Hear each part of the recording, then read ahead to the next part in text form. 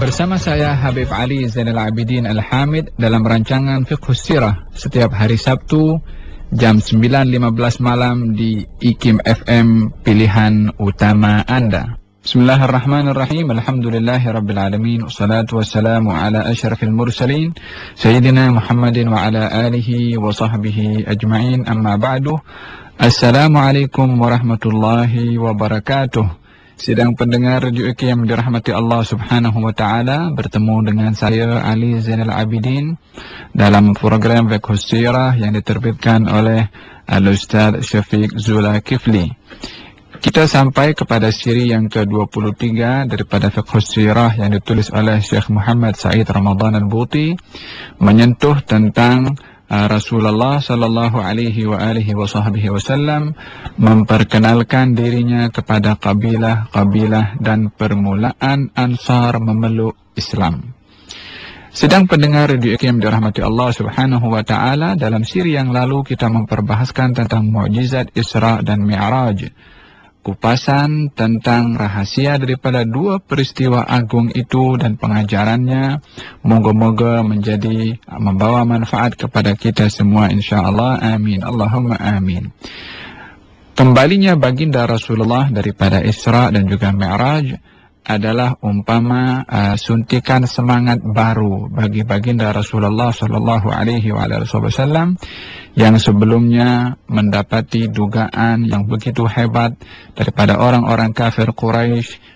Setelah wafatnya Abu Talib dan Siti Khadijah, cabaran itu membuat baginda Rasulullah sallallahu alaihi wasallam semakin berat memikul tanggung jawab dakwah ini, sehingga dijemputlah baginda Rasulullah dalam Isra dan juga Mi'raj. Kembalinya beliau daripada Isra dan Mi'raj adalah semakin bertambah lagi semangat baginda Rasulullah untuk menyampaikan dakwah di jalan Allah Subhanahu wa Ta'ala, yaitu dengan memperkenalkan dirinya dan juga misi yang dibawa olehnya kepada orang luar Mekah atau daripada orang-orang selain orang-orang Quraisy. Syekh Muhammad Said Ramadan Al-Buti mengatakan dalam kitabnya dalam muka surat 211, di dalam musim haji Rasulullah sallallahu alaihi wasallam coba memperkenalkan dirinya kepada kabilah-kabilah yang membanjiri kota Mekah, yakni untuk melakukan amal ibadah haji. Baginda membaca beberapa ayat Al-Quran dan menyuruh mereka supaya beriman dengan Tuhan yang Maha Esa, tetapi tidak seorang pun yang menyahut seruannya. Sedang pendengar Radio IKIM dirahmati Allah Subhanahu wa Ta'ala, amal ibadah haji adalah merupakan satu ajaran agama yang diisytiharkan oleh Nabi Ibrahim alaihissalam, diteruskan oleh putranya Nabi Ismail dan bangsa Arab yang duduk di kota Mekah bermula daripada zaman Nabi Ibrahim alaihissalam. Akan tetapi ajaran agama atau ajaran ibadah haji itu berubah dengan berlalunya zaman tanpa adanya Nabi yang diutus oleh Allah Subhanahu wa Ta'ala di Mekah, sehingga amal ibadah haji itu telah disalahgunakan cara ibadahnya, yakni sebahagian daripada mereka terkadang melakukan tawaf dengan tidak berpakaian, meletakkan berhala di dalam Ka'bah dan lain sebagainya. Akan tetapi ibadah rutin haji setiap tahun itu adalah menjadi satu tumpuan orang-orang Arab di Mekah khususnya dan jiran-jiran daripada orang-orang Quraisy di Mekah. Maka setiap tahun bulan Dzulhijjah mereka datang ke Mekah untuk melakukan amal ibadah haji dengan cara yang sudah diubah oleh generasi sebelumnya yang menyimpang daripada ajaran yang dibawa oleh Nabi Ibrahim alaihissalam. Datangnya orang-orang luar daripada bangsa Arab ke kota Mekah adalah menjadi peluang bagi baginda Rasulullah sallallahu alaihi wasallam untuk menyampaikan dakwah kepada mereka setelah baginda mendapati tidak diterima dakwahnya itu daripada orang-orang Quraisy, maka baginda mengajak orang luar Mekah selain daripada bangsa Quraisy. Tepatnya baginda datang ke pasar di Mekah yang menjadi tumpuan jamaah haji yang datang daripada luar. di Mekah, sedang pendengar Radio IKIM dirahmati Allah, ada 3 pasar utama. Yang pertama adalah namanya Uqadh, dan yang kedua adalah Mijannah, yang ketiga adalah Dzul Majaz.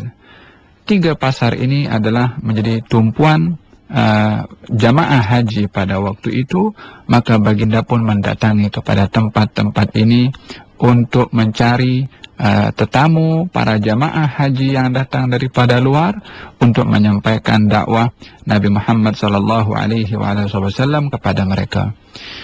Malangnya sedang pendengar Radio IKIM dirahmati Allah Subhanahu wa Ta'ala, setiap kali baginda menawarkan agama ini dengan membacakan ayat Al-Quran, perjalanan baginda Rasulullah ini tidak dibiarkan oleh Abu Lahab dan orang-orang puak-puak Quraisy, pembesar-pembesar Quraisy yang sentiasa mengintai dan mengawasi pergerakan dakwah Nabi Muhammad SAW. Sehingga setiap kali baginda datang ke sebuah kelompok tetamu jamaah haji yang sedang duduk di pasar itu, menyampaikan untuk mengajak mereka beriman kepada Allah Subhanahu wa Ta'ala. Setelah baginda pergi daripada tempat itu, mereka yang sedang duduk berkelompok untuk memperbincangkan apa yang disampaikan sebentar tadi oleh baginda Rasulullah akan didatangi oleh Abu Lahab dan mengatakan, kamu jangan percaya kepada jangan kamu mengikuti kepada orang itu, dia telah menderhaka, dia adalah anak kepada saudara aku, kata Abu Lahab.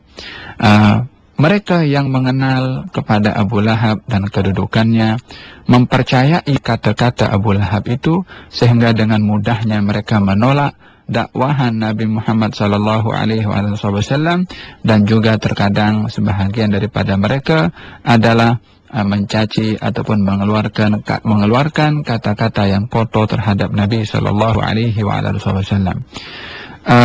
Salah satu kabilah Bani Amir yang dihampiri oleh baginda Rasulullah SAW untuk disampaikan kepada mereka dakwah, maka mereka golongan Bani Amir ini mengatakan kepada baginda Rasulullah SAW, apakah ganjaran yang kami akan dapat bila mana kami menolong beriman kepada kamu dan membantu kepada misi kamu? Apakah yang akan kami dapat bila mana kami memenangi kepada orang-orang Arab ini?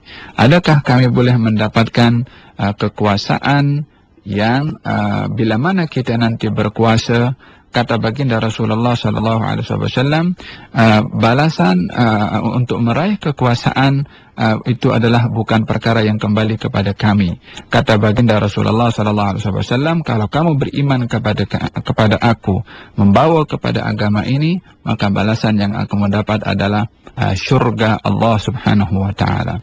Bani Amir itu mengatakan, adakah kamu ini meminta kami menolong, membantu, menyebarkan agama ini, dan bila mana kami memenangi dan berkuasa nanti, kamu akan serahkan kuasa ini kepada orang lain, maka kami tidak akan membantu dan beriman kepada kamu, meninggalkan apa yang diajak oleh Nabi SAW. Dalam hal ini mereka di dalam berimannya kepada baginda Rasulullah, atau tawaran mereka untuk beriman kepada baginda Rasulullah adalah untuk meraih kekuasaan ataupun untuk mendapati bahagian daripada kedudukan, yang mana kesemuanya itu adalah bukan merupakan tujuan baginda Rasulullah SAW menyampaikan dakwah kepada mereka dalam untuk mendapatkan habuan dunia, tetapi baginda menjanjikan untuk mereka syurga, akan tetapi mereka mengharapkan daripada baginda Rasulullah SAW kekuasaan duniawi sahaja, maka mereka menolak untuk beriman kepada Nabi SAW. Sedang pendengar Radio IKIM dirahmati Allah Subhanahu wa Ta'ala, sifat putus asa tidak terlintas di dalam hati dan perasaan Nabi SAW. Beliau seorang yang tegar, beliau seorang yang tabah, beliau yang tidak pernah kenal tentang arti putus asa, tetapi sentiasa yang berada di dalam hati dan jiwa beliau adalah sentiasa berharap akan adanya golongan yang lain, akan adanya orang lain yang mahu menerima kepada ajakan Nabi Muhammad sallallahu alaihi wasallam. Semangat tidak mempunyai sifat putus asa inilah yang mendorong kepada baginda Rasulullah untuk sentiasa terus berusaha untuk menyampaikan dakwah ini daripada satu puak ke puak yang lain, daripada satu puak ke puak yang lain, tanpa mengenal lelah, sentiasa mempunyai harapan untuk ajakan ini akan diterima oleh orang lain, karena agama ini adalah yang memberikan Allah subhanahu wa ta'ala. Tentunya Allah akan menyediakan golongan daripada hamba-hambanya yang membawa dan beriman serta menyebarkan agama suci ini. Sidang pendengar Radio UKM dirahmati Allah subhanahu wa ta'ala, benar apa yang telah diharapkan oleh baginda Rasulullah.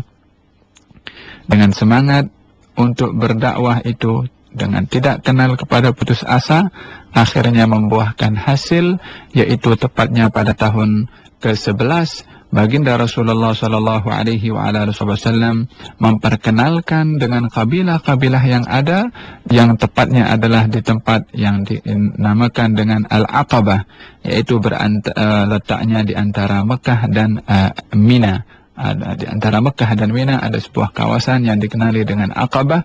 Disitulah baginda Rasulullah sallallahu alaihi wasallam menjumpai kepada golongan yang pada akhirnya golongan ini adalah dikenali dengan golongan Al-Ansar.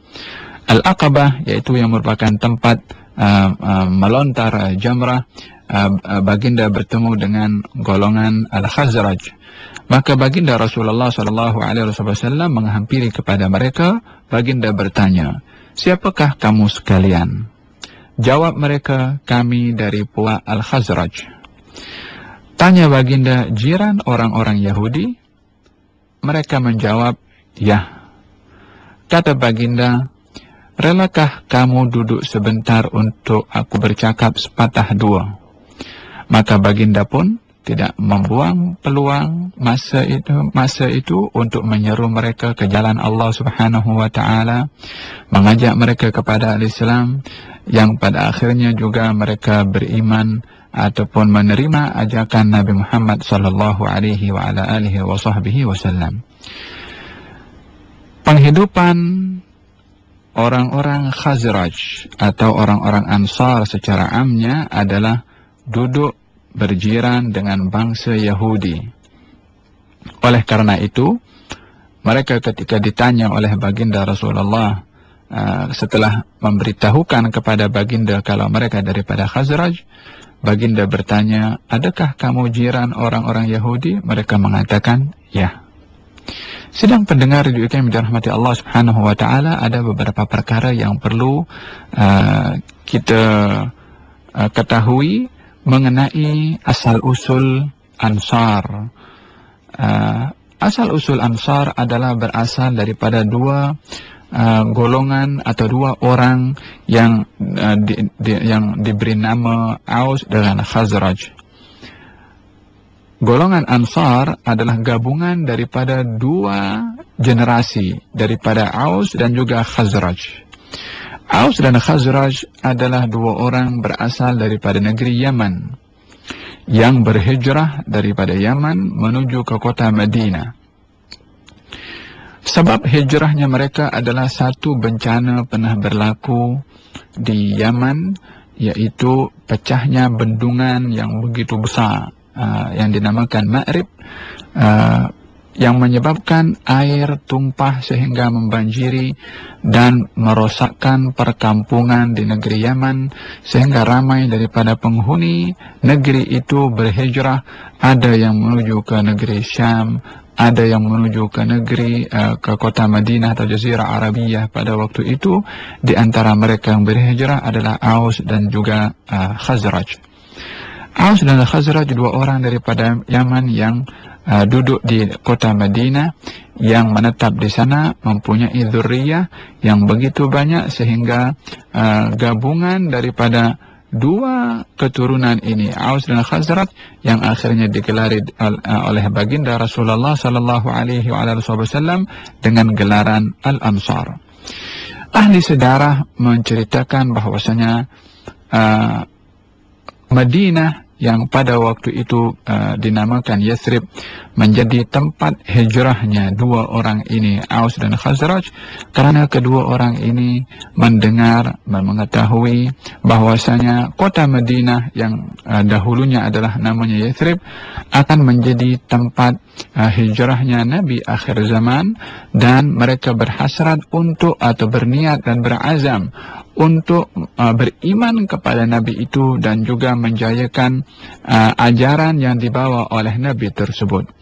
Walaupun hijrahnya kedua orang ini adalah jauh sebelum lahirnya baginda Rasulullah sallallahu alaihi wasallam, duduknya mereka di negeri itu dengan keturunan mereka di kota Madinah, yang pada akhirnya apa yang diazamkan oleh kedua orang itu dikabulkan oleh Allah Subhanahu wa taala, sehingga keturunan daripada Aus dan Khazraj adalah dua golongan yang beriman kepada baginda Rasulullah sallallahu alaihi wasallam yang akhirnya digelari dengan Al-Ansar.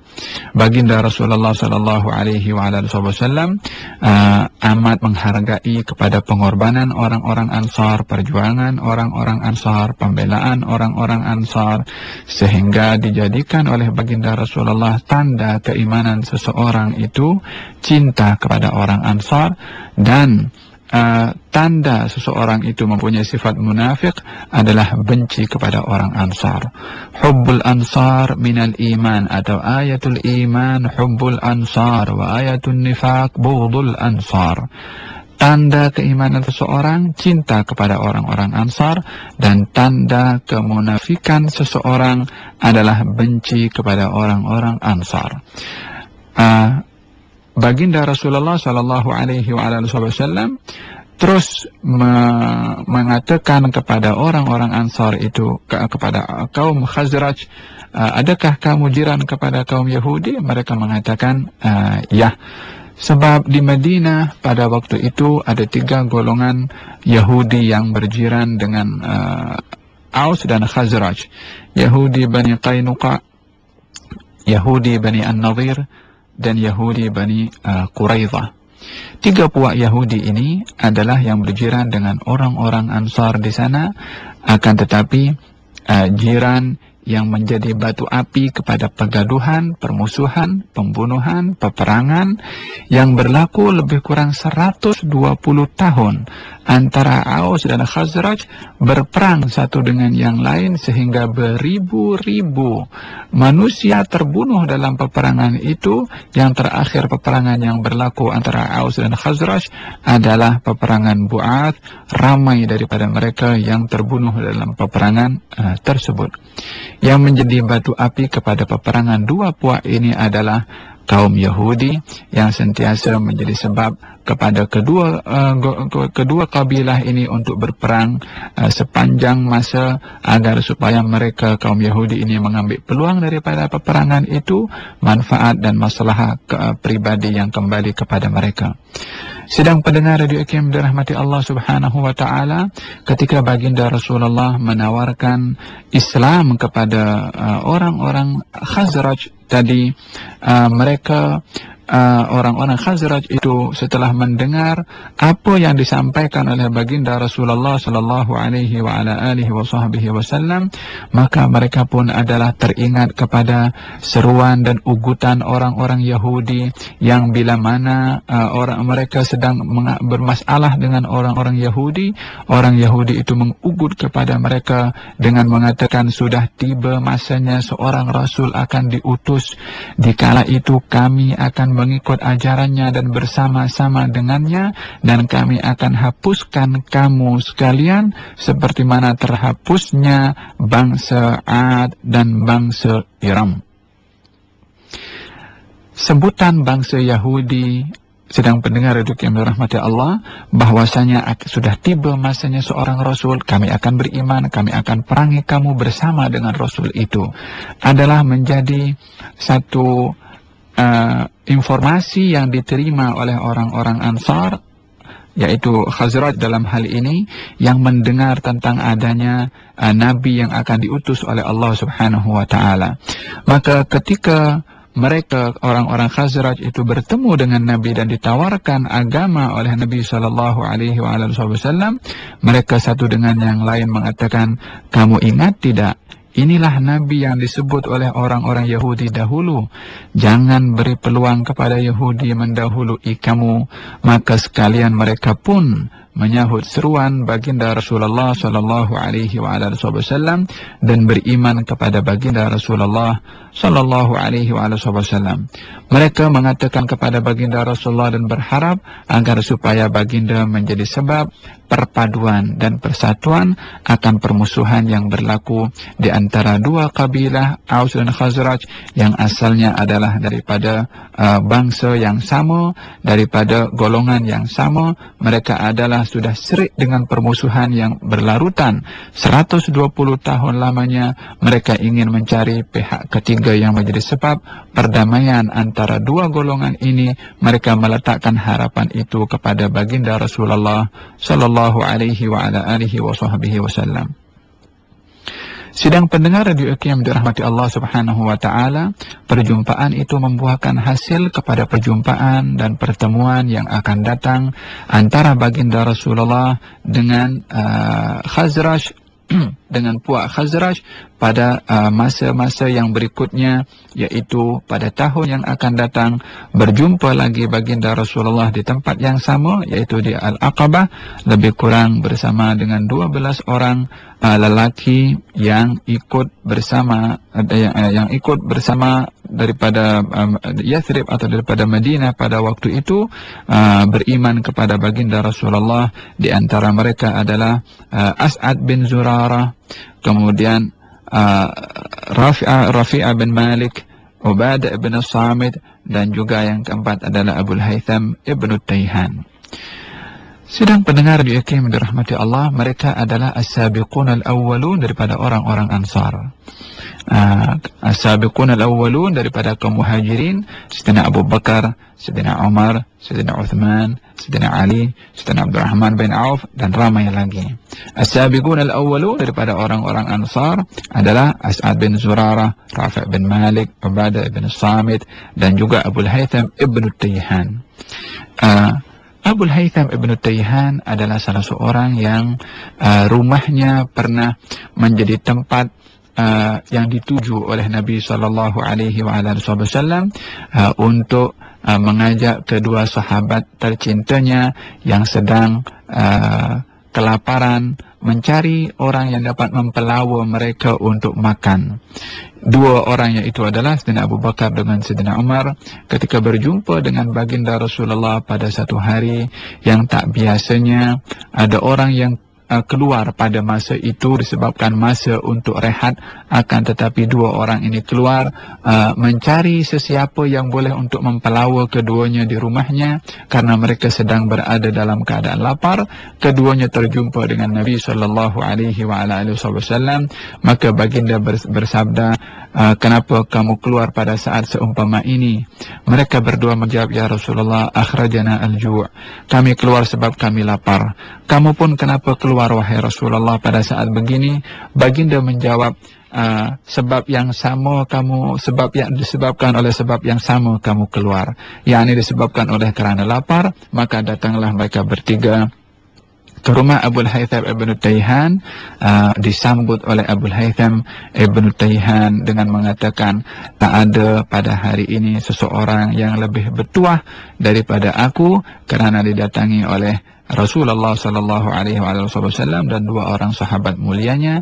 Maka dihidangkan oleh Abul Haytham ibn Tayhan setelah memotong kambing dan disediakan makanan untuk baginda Rasulullah dan dua sahabatnya itu. Baginda berpesan, jangan kamu menyembelih kambing yang mempunyai susu, demi agar supaya kambing yang mempunyai susu itu dapat dimanfaatkan susunya oleh ahli keluarga ataupun anak-anak Abul Haytham ibn Tayhan. Sedang pendengar di IKIM dirahmati Allah Subhanahu wa Ta'ala, 12 orang yang datang untuk mendengar dan juga memberikan perjanjian bai'ah kepada baginda Rasulullah sallallahu alaihi wasallam, mereka berbaiat kepada baginda Rasulullah dengan dikenal dengan bai'atun nisa. Bai'atun nisa adalah baiat yang isinya adalah untuk tidak menyekutukan Allah Subhanahu wa taala, untuk tidak mencuri, tidak berzina, tidak membunuh anak-anak, dan tidak menderhaka kepada perintah Rasulullah sallallahu alaihi wasallam, dan dilarang untuk berbuat kejahatan kepada sesiapapun. Barang siapa, kata baginda Rasulullah, menunaikan segala janji-janji tadi, maka terimalah ganjaran istimewa dari Tuhan.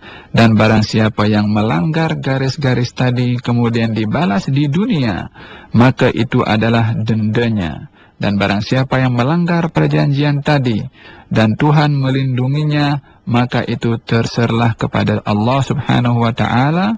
Kalau Allah hendak membalas ke atasnya, maka Allah akan membalasnya. Kalau Allah Subhanahu wa taala berkehendak untuk mengampuninya, maka itu adalah kembali kepada kehendak Allah Subhanahu wa taala.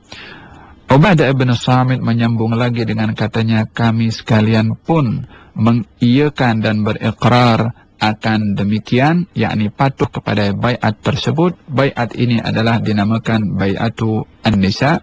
Isi kandungannya adalah menyentuh tentang fadail, fadilah yang merupakan inti kandungan di dalam ajaran al-Islam, adalah menekankan tentang al-fadail atau nilai-nilai murni yang menjadi pegangan atau prinsip kepada ajaran agama al-Islam. Adapun bai'ah yang berikutnya adalah berupa bai'ah untuk perlindungan dan yang berisikan juga peperangan untuk melindungi kepada baginda Rasulullah, yang akan diceritakan insyaallah pada bai'at yang akan datang insyaallah. Sidang pendengar Radio IQ yang dirahmati Allah Subhanahu wa taala, hasil daripada bai'ah perjanjian Al-Aqabah yang pertama ini, yang dihadiri lebih kurang 12 orang daripada Ansar, mereka kembali ke kota Madinah dengan dihantarkan oleh baginda Rasulullah sallallahu alaihi wasallam seorang duta pertama, yaitu bernama Mus'ab ibni Umair.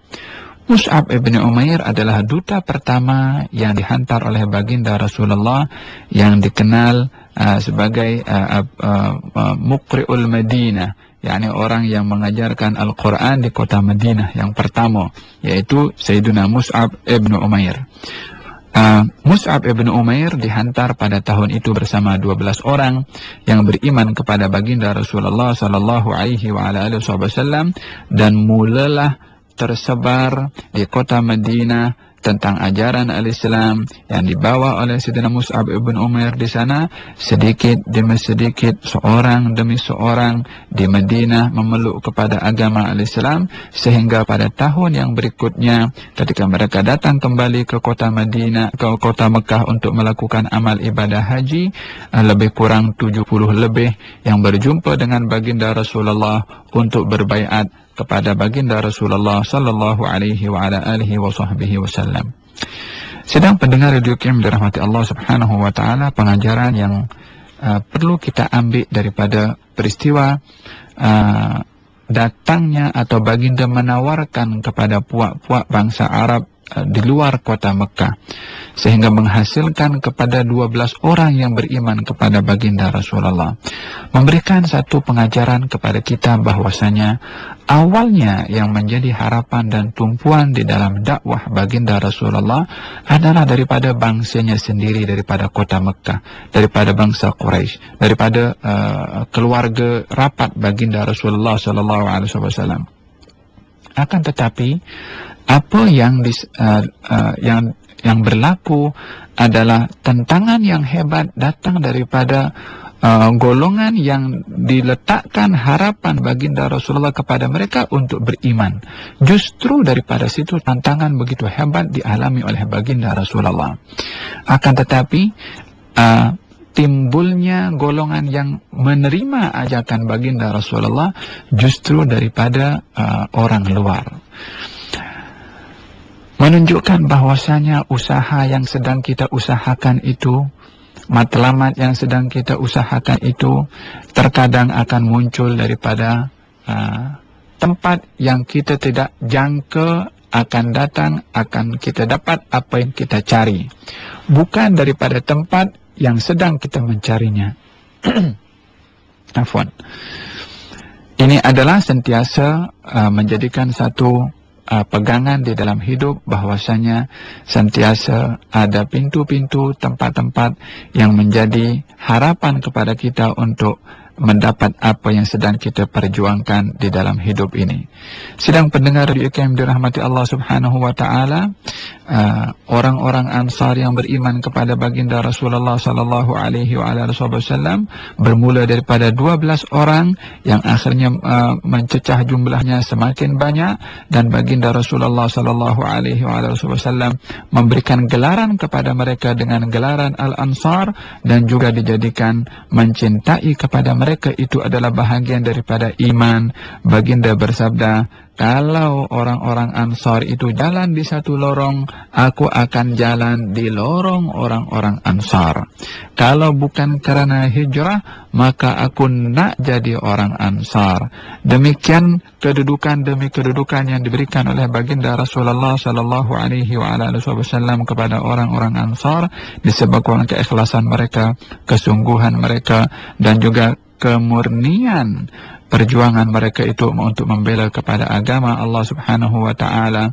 Baginda Rasulullah sallallahu alaihi wasallam memberikan hadiah kepada mereka, yaitu baginda untuk menetap di negeri, di kota, di bandar yang didiami oleh orang Ansar, yaitu kota Madinah, sehingga baginda Rasulullah ketika pada peperangan atau pada Hajjatul Wada atau peperangan Hunain, pada waktu setelah peperangan Hunain, baginda Rasulullah sallallahu alaihi wasallam membahagikan harta rampasan perang yang begitu banyak, dan nampak daripada pengagihan harta itu diberikan banyak kepada orang-orang yang baru masuk Islam daripada orang-orang Mekah pada waktu itu.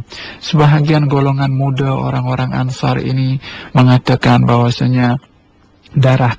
pedang kami ini belum kering daripada darah-darah mereka, yakni daripada orang-orang kafir, daripada golongan orang-orang kafir yang berhampiran dengan kota Mekah pada waktu itu. Afwan, saya ulangi, darah kami ini belum kering daripada mereka orang-orang Quraisy.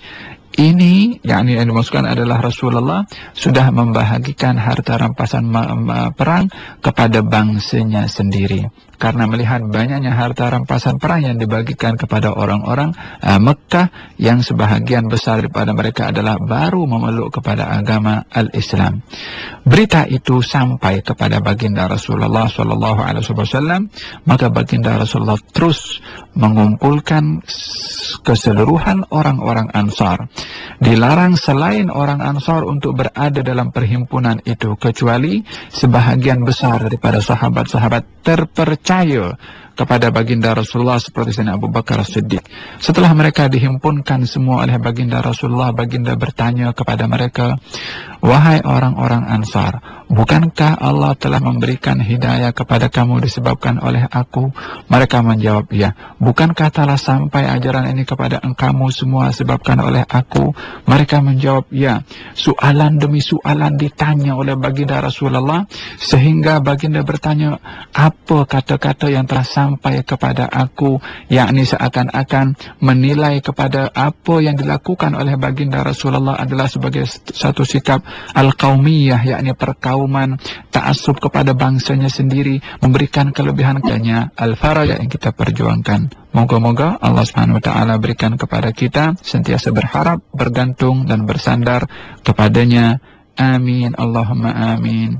Wabillahi taufiq wal hidayah. Wassalamualaikum warahmatullahi wabarakatuh.